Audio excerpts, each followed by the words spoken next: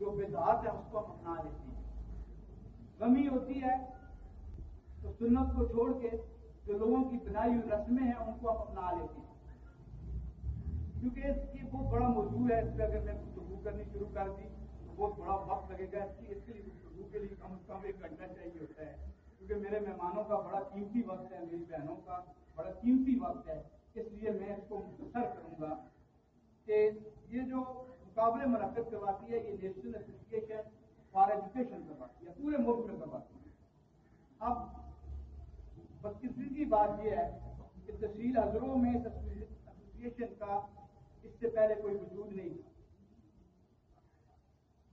جہاں ہم نے شروع کیا سارے اسکولوں کو خط لکھے جہاں تک ہماری پہنچ تھی. All Pakistan private school management association تحصیل حضروں کا اجلاس طلب کیا. وہ کچھ 100 میں سے 8-10 اسکول آئے, ان کے سامنے ایک بات رکھی, بچے رکھے, اپنا کام رکھا کہ ہمارا کام کیا ہے. دیکھیں ادارے اپنے اپنے ہوتے ہیں لیکن بچے سانجھے ہیں. بچے قوم کے ہیں, بچے سانجھے ہیں, ادارے اپنے اپنے.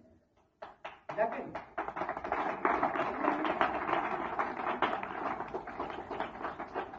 جب تو میں اپنا موقع واضح نہیں کر سکا ان سے,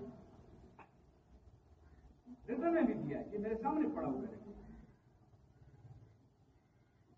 ان میں سے کوئی بچہ بھی اسٹیشن کے لیے نہیں ہے کہ آج ہمارے اسکول کے بچے نہیں ہیں. یہ وہ بچے ہیں جو ہمارے اسکول سے جنہوں نے پارٹیسپیٹ کیا ہے, ان کے پیرنٹس ہیں, اور 3 بچیاں government girls high school number 1 سے ہیں, اور 2 بچیاں جو ہیں وہ گھر میں تھیں. ٹوٹل 35 اسٹوڈنٹس کی رجسٹریشن ہوئی ہے, جس میں سے 2 بچے ایبسینٹ تھے اور 3 نے مقابلہ. نافذ پاکستان کے ریزولوشن میں یہ بات شامل ہے کہ 2 چیزیں ہیں. ایک تو یہ ہے کہ اپنے کریکولم کو, اپنے نصاب کو نظریہ پاکستان اور نظریہ اسلام کے مطابق ڈالتے. دوسرا پہلو اس کا یہ ہے کہ اصلی تقاضے پورے کرنا.